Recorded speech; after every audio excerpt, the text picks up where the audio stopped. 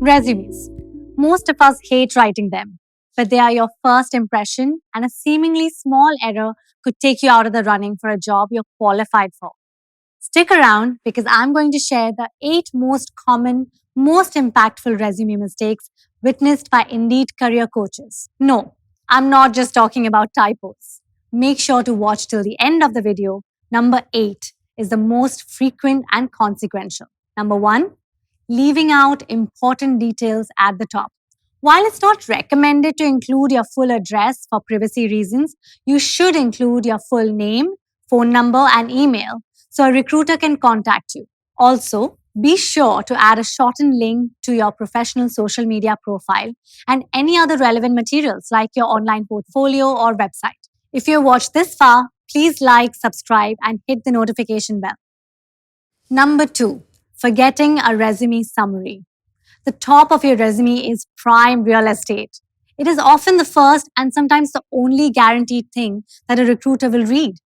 Take advantage of this by thinking about what you want to be 100% sure a recruiter will take away from your application, if nothing else. Then, right below your contact info, describe your top accomplishments and skills that qualify you for this role specifically and explain how these experiences mean you can help the company meet its goals.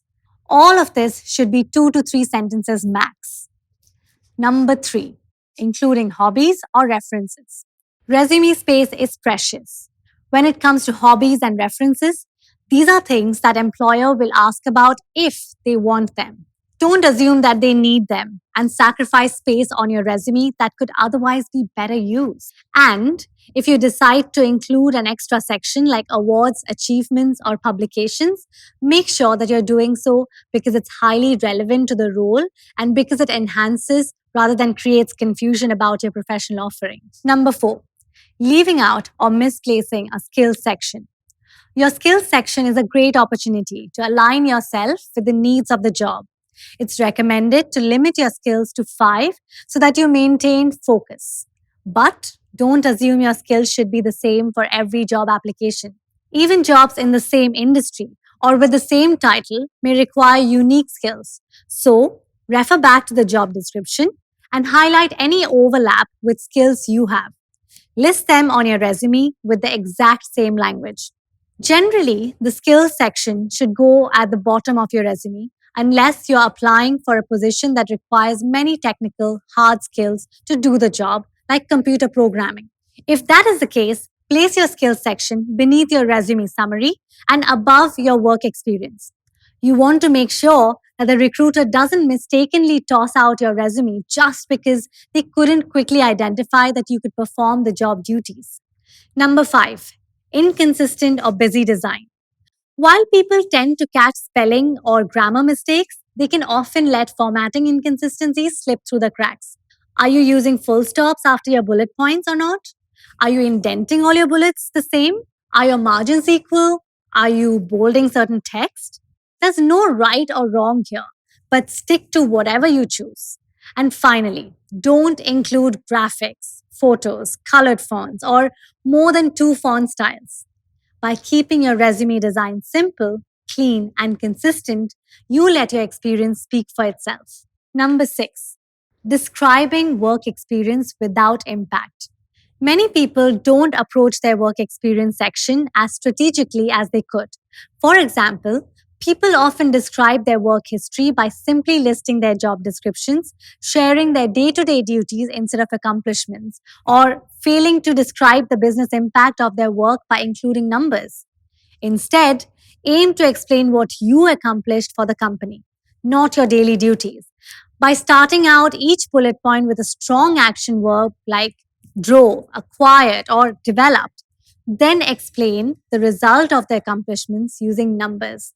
For instance, there is a big difference between produced career advice videos, wrote, presented, and published 12 career advice videos a quarter to support Indeed's mission of helping all people get jobs. Also, bonus tip here. Use present tense when describing what you're doing for your current job and past tense for all your past work experience. Number 7, ignoring relevant unpaid experience. Many people feel that they can't mention experiences that they weren't compensated for. This is especially true for students with internship or part time work history. The rule here is if it's relevant to the job you're applying for, it's worth including. Number 8, using the same resume for all applications. This is the most common resume mistake, and it's one that can seriously hurt your chances during a job search. People often hear that they need to tailor their resume, but they don't always understand why. After all, your work history isn't changing from one application to another, so why should your resume have to? Well, there are two critical reasons. First is that if your resume isn't specifically targeted to the job you're applying for, it may never reach a recruiter. That's because many employers use an applicant track system, also called an ATS, which scans each resume for desired qualifications, experience, and skills.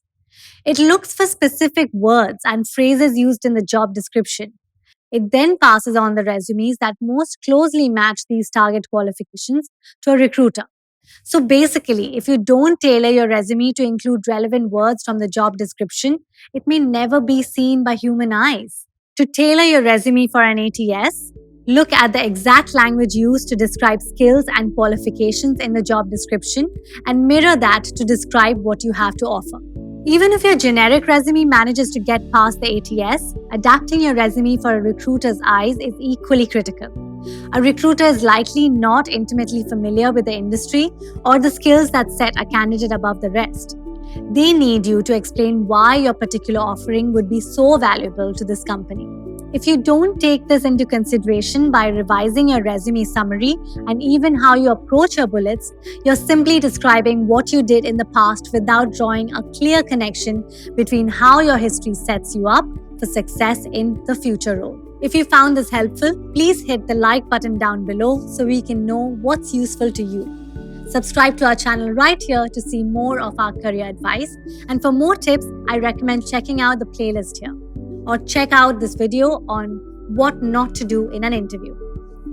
I hope you found this information helpful in learning how to write a resume.